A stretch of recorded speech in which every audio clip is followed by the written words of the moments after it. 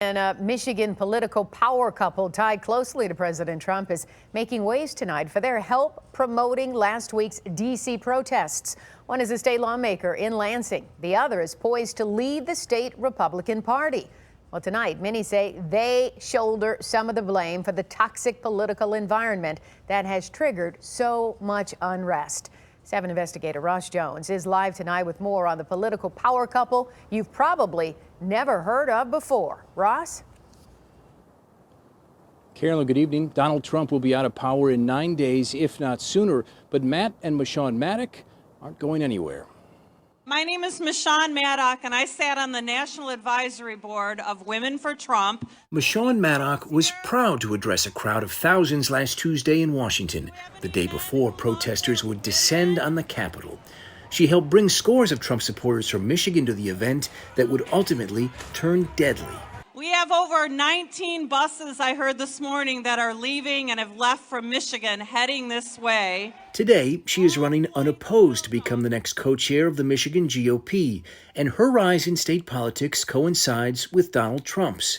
For years, she's fought to make the Republican Party more socially conservative, often battling to keep protections for gay people out of the party platform. Whoever wrote this, that you would think that LGBT in particular have been a target of violence and oppression. Just the fact that we even want to add it in now, I think is insulting. And since the election, Maddock has pushed false claims about voter fraud, claiming incorrectly that massive numbers of dead people cast ballots. If they think that we're going to just roll over after what we've witnessed has happened and that we're ever going to trust our elections again, they're wrong. This is a man after Trump's own heart.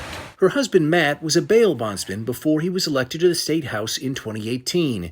He tried unsuccessfully last year to start impeachment proceedings against Governor Whitmer over her handling of the COVID-19 pandemic. In my opinion, COVID is no longer an imminent danger. He has consistently argued that the deadly virus is overblown, even after one of his own colleagues in the House, Representative Isaac Robinson, died of COVID last year. I know like 60 people personally that have had COVID, and only one of them had any serious symptoms whatsoever. Most people are telling me it's like a cold or a flu. You can't go around perpetuating these falsehoods that people clearly can't seem to understand are not true. Matt Marsden is a Republican strategist. He worked on the campaign opposing Matt Maddock in 2014. These guys can't fly any farther to the right than we already are right now. And what it has got us is a direct threat on our democracy. Back in November, during an appearance on a conservative talk show, Matt Maddock made these chilling comments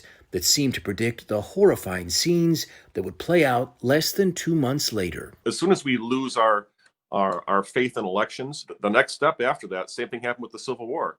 You know, they lost faith in elections because there was inadequate elections going on. The next step was the Civil War. So we're treading on very, very thin ice. That is the most ridiculous thing I've ever heard.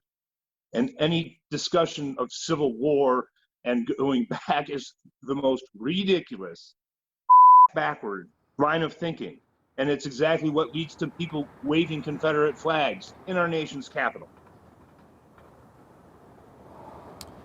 We did reach out to Matt and Meshawn Maddock to interview them for this story. They did not respond to us on social media or by phone, but Meshawn Maddock did send a tweet a few days ago that said, in part, "I condemn the violence and the breaching of the Capitol in the strongest possible terms. The rally was supposed to be a peaceful event, and people who broke the law should be held accountable." Along with Ron Weiser, Meshawn Maddock is poised to become the next co-chair of the GOP here in Michigan next month. We're live tonight. I'm Ross Jones, 7 Action News. All right. Thank you so much, Ross. Lansing.